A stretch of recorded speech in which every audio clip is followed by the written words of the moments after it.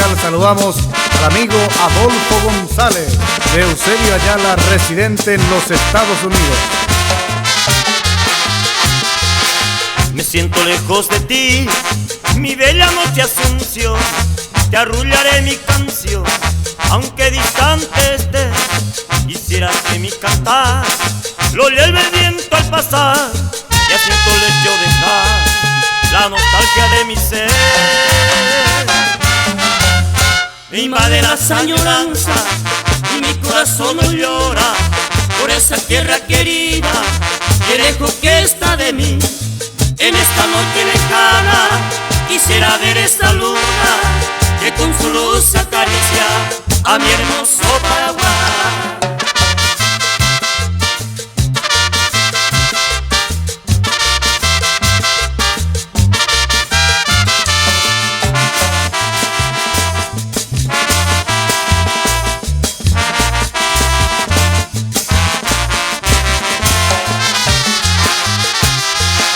Oh, noche del Paraguay, quisiera que estés aquí con esa brisa sutil para calmar mi vivir, pues ya me siento morir en la lejana prisión. Hoy ya no me alumbra el sol de tu cielo guaraní.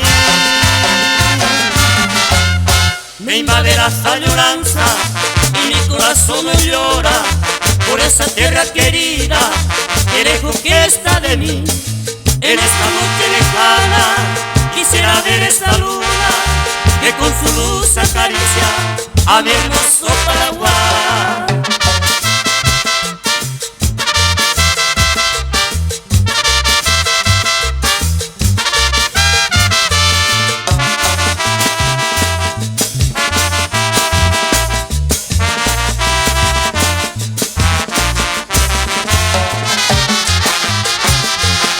Hacer esta por inter y ante los a mí a de venga guagüey nenda pesa puja upe ya de esta esa comi mi pape ya se acepta locura se pegaré mombre. Me invade la añoranza y mi corazón llora por esa tierra querida que lejos que está de mí.